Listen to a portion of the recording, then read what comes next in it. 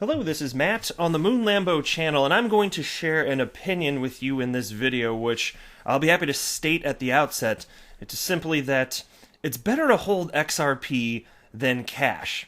Now, I'm in the United States in the Midwest, so I'll say specifically in this video, XRP is better than holding the United States dollar, which is the global reserve currency for the entire world. So if there were any fiat currency that at this point I'd have to say I'd most want to hold, it would be that one, despite the monetary policy behind it just being like, to say it's lacking would be to use a euphemism. Okay, so I am not happy with the monetary policy. I'm not happy with printing the dollar into oblivion, just completely debasing the currency and its buying power, which is just, for those people that hold United States dollar, and that's the vast majority of what they hold, my gosh, it's tantamount to a tax. It really is here. I want to be clear that I am not a financial advisor and I do not have a financial background, so you absolutely should not buy or sell anything because of anything that I say or write. I just like talking about these topics. I'm an enthusiastic member of the XRP community, and it's fun to make YouTube videos. And you know what? I'll even share something with you. I've never really said it quite like this on the channel ever, and I've been running this thing, it'll be 2 years in December, actually, I've been running this channel. But, you know, part of the reason that I really wanted to do this, and part of the reason that I was, I'm active on Twitter, but I was even more active before I launched the channel. It's like, where am I putting my time now? If I'm going to be spending hours per day running this channel, a little less activity on Twitter, but I'm still active there. But, like, why did I want to start getting engaged with Twitter and then run this YouTube channel? And I've explained why I started the channel, but not entirely in this context.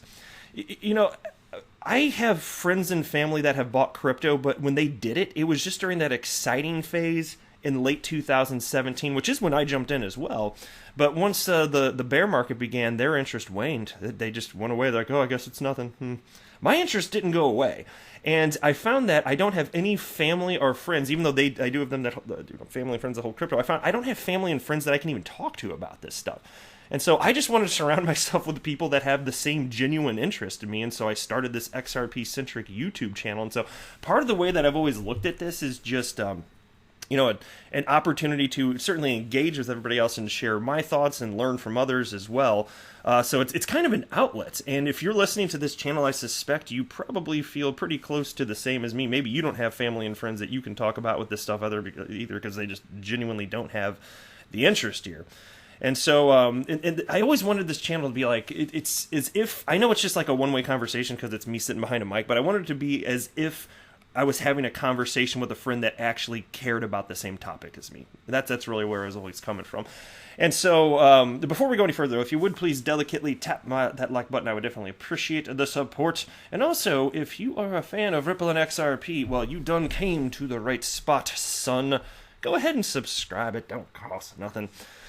And so there was this piece from Cointelegraph that got me thinking along these lines today. And this is titled, MicroStrategy CEO Could Liquidate $200 Million in Bitcoin on a Saturday. And I've been talking about this guy, admittedly, a fair bit recently, but there's so many different things, topics of conversation that can branch off because of this. So I am trying to mix it up a bit. And I haven't really talked about this. But he said something so cool in here that just resonated with me, having to do with volatility. So I'm gonna jump in the top part of the piece and then pause, and I want to share some thoughts with you here. But Michael Saylor has said that all 400 million of business intelligence firm MicroStrategy's Bitcoin reserve holdings could be liquidated at any time. In a September 22nd interview, Saylor told Bloomberg that although volatility isn't really a reason to sell, he would not hesitate to dump MicroStrategy's 38,250 Bitcoin at a moment's notice if an alternative asset's yields were to jump. And so I don't know exactly what he means by that. Because the way that it's worded, I guess I need additional context. It sounds like he's talking about chasing a pump somewhere else, even if it's a different asset class. I don't know.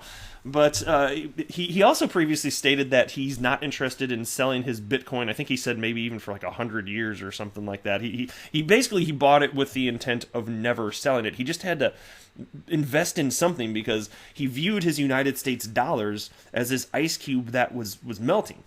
And as far as reasons not to sell, and like again, while I stated not financial advice, the way that I look at this is in terms of crypto, and I think this is true for stocks as well. I firmly believe this. Volatility in and of itself is not a reason to sell, but it is the reason that so many people sell. It absolutely is. It's that fear.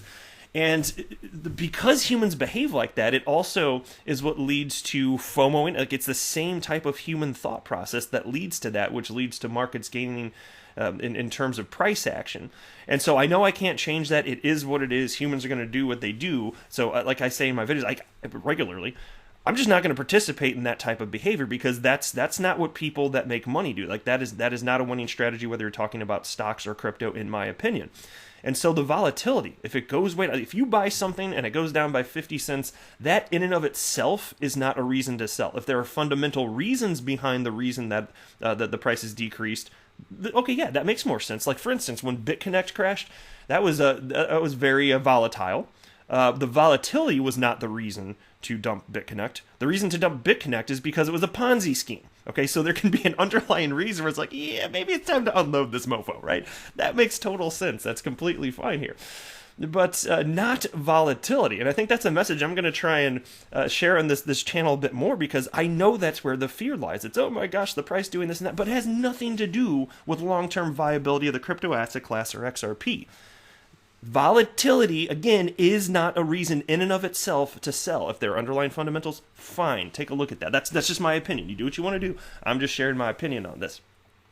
And I do view the United States dollar as, I wouldn't call it more risky. At first, when I was thinking, like, what am I going to put the title of this video as? I was like, holding the USD more risky than XRP. I was like, no, that's not quite precise enough, because I admit that holding crypto is certainly very risky. It's because there's not as much data for the asset class, and it's uncertain which cryptocurrencies are going to be the winners. Even though I have full confidence in XRP, well, what if I am wrong?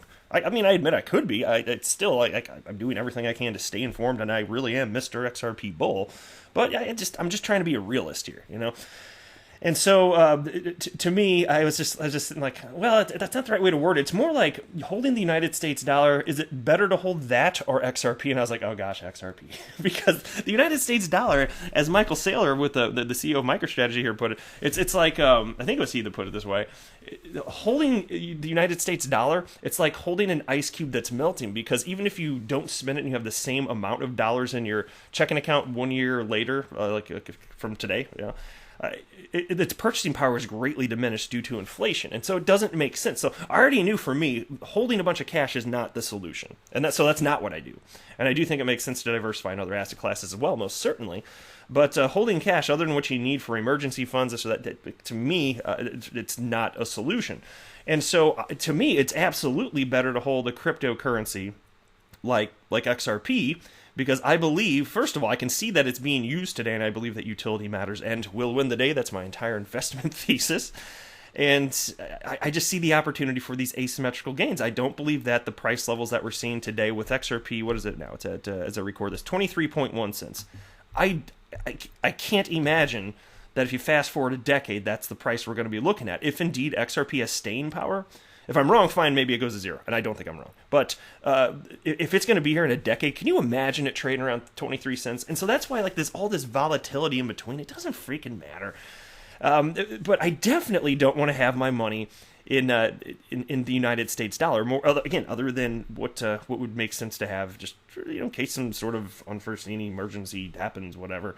Well, what emergency is not foreseen, right? Or is foreseen. Not too many. Anyway, the piece continues. Though MicroStrategy acquired Bitcoin in a carefully orchestrated series of 78,338 separate off-chain transactions, the CEO said offloading them would be much simpler. And here's a quote: "We can liquidate it any day of the week, any hour of the day," Saylor said. "If I needed to liquidate $200 million of Bitcoin, I believe I could do it on a Saturday." And that is one of the things that he was talking about, how awesome it is. Just it's 24/7 trading with crypto, and you certainly don't have that in the stock market.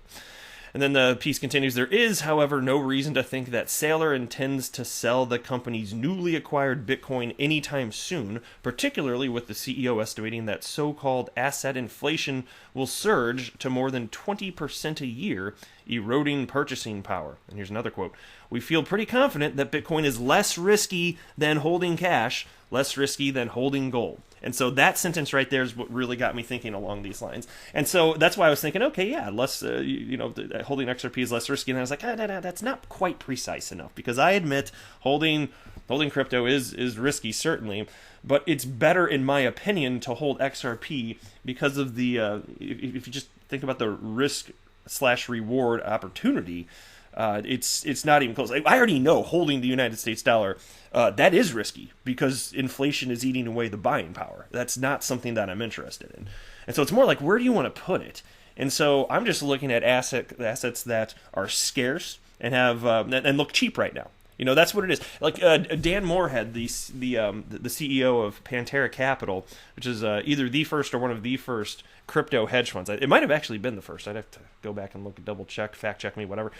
But he said, here's what we do. And he just tried to sum it up. He's like, here it is in a nutshell.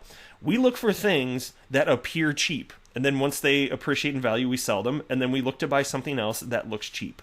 Right now, to me, XRP looks cheap. If compare the price today to what it was near its all-time high, would that be like a 12 or 13-fold increase, somewhere thereabout? And I don't think it's going to stop there. The way market cycles have historically worked thus far in the crypto asset classes, you end up having, with each market cycle, once the parabolic part of it starts, you end up with higher highs. So I wouldn't assume that XRP's price would stop at just shy of $4 like it did last market cycle. And I don't pretend to know what's going to happen. I'm just saying, looking at history, if that's any indication of what might happen in the future, and historically so far it has been, I don't think it's going to stop there. And so I'll have a separate video about price coming out later today, but I just hope that everybody understands, of course, do your own research, but I hope everybody understands the opportunity that is here in terms of investing in the crypto asset class. I don't think that many people have an earthly understanding of what it is that they're holding when they hold XRP. It's a monster, and it's one of the larger cap coins, but out of all the large cap coins, how many others could have a 12 to 13-fold increase just to get back to their all-time high? Are there others in the top 10? I mean, admittedly, I didn't check, but you can look at Ethereum. That sure as hell isn't the case. I mean, and I'm not saying that Ethereum won't do well. I'm not saying that at all. It'll probably be here for some time, if not forever. But in terms of the multiplier effect, the XRP market's simply less liquid. And so think about that. I don't know, just food for thought. I'd love to hear what you guys think about this. But I guess that's it for this one. I don't want the video to go too long. I am not a financial advisor. Do not buy or sell anything because of anything that I say or write. That would be a very, very, very bad idea. Until next time, to the moon, Lambo!